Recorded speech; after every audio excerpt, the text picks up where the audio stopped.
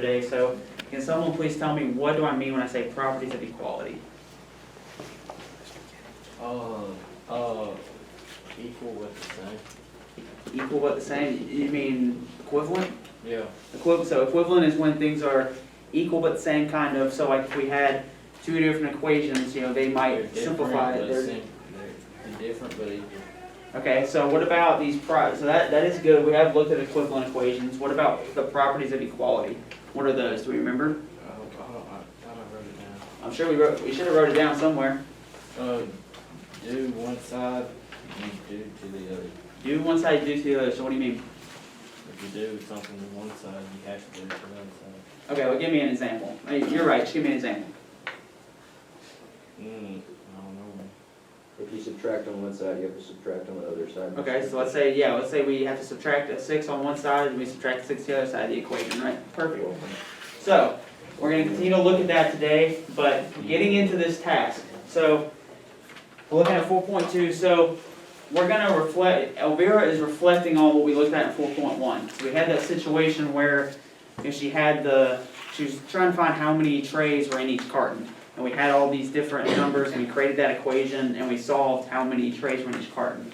So now, she's reflecting on that predicament because she feels that she needs to be able to figure out this information more easily. So she wants to create a generalized equation for it. So she wants to be able to find the number of trays in each carton every week based on the number of trays in each line, regardless of how many cartons she receives, regardless of how many lines she splits the trays amongst, and even regardless of how many students grab trays before she remembers to count. So before we jump into this, I just want to kind of clarify what we're trying to do here, because I know this is kind of a lot of information at once. So when it says that she wants to create a generalized equation, when I say generalized equation, does anyone have maybe a guess of what I mean? This isn't necessarily something that you might know off the top of your head, but do we have a guess what I mean when I say create a generalized equation that'll help her find the number of trays in each carton for any situation? Is it like an equation that she could easily do for different types of problems? Yes, that's perfect. So an equation that she could use for different situations. So like in 4.1, we looked at very specifically, like we had all these specific numbers for, she had 3 lines of trays, and there were 12 trays in each line, and they had 4 cartons, and 24 students took them. We had all these very specific values. But for a generalized equation, we're looking at, it can be used for any situation.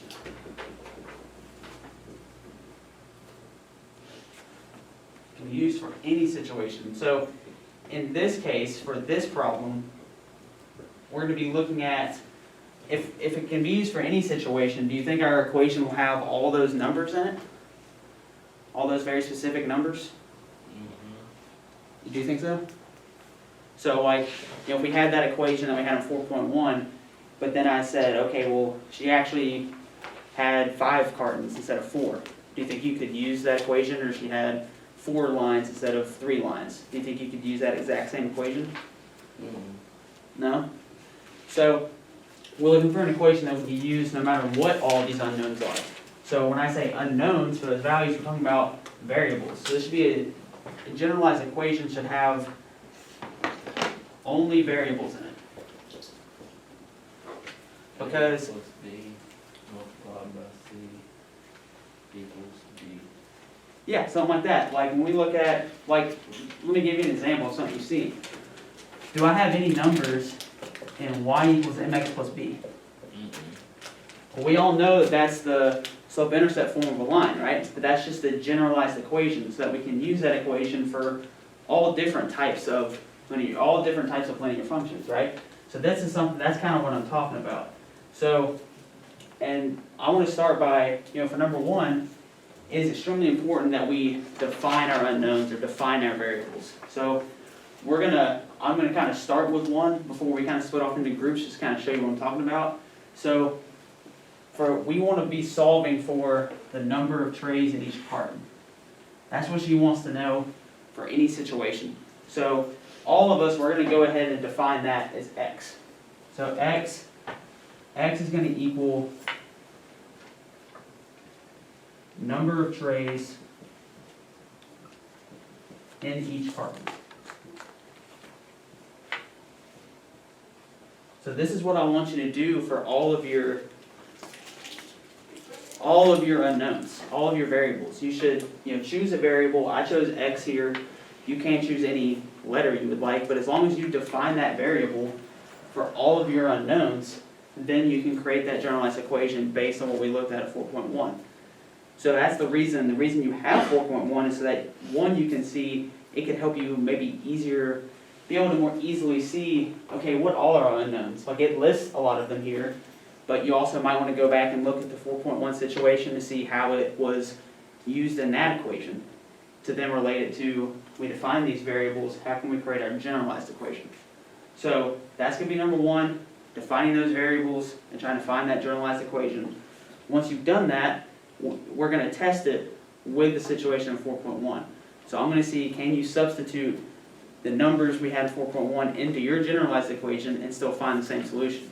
And then if you have found the correct equation, then for number 3, I'm going to ask you to write your own situation with your own terms and see if your equation still works to prove that you'll be able to use it for any given situation. So that's what we'll be working on today. I'm going to give you time in your groups just to think and start this problem on your own, and then after probably about 3 to 5 minutes, I'll start to come around and ask you questions.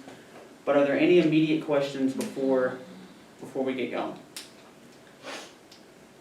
And Brianna, you can go ahead and hop on back to group 4, because I don't know if today's going to show up or not. So you can go and hop back there so you have a group to work with. But if there are no immediate questions, I'll give you all some time to start thinking about this and start working, and then I'll come around and ask you some questions.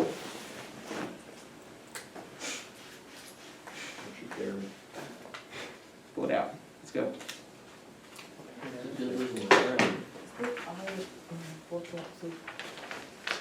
Yeah, I was gonna get that. I was gonna get that later. Oh, did I not give you the task? I'm sorry.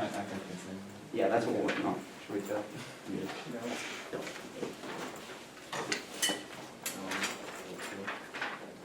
I'm being harassed. No, you're not. Really? I got past a minute.